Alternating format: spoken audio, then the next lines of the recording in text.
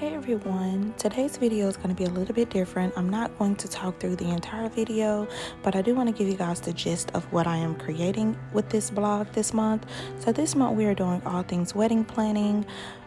I am making a simple 4-page spread. The first 2 pages will consist of boxes that will hold all of the ideas or details of my wedding, whether that's the theme, the honeymoon ideas, wedding guest list, wedding party, etc.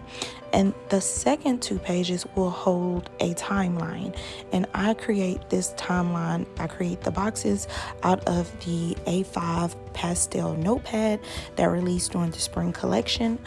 And so I will use those boxes as a space to write my timeline for any wedding details that need to take place within the next 6 months leading up to my wedding.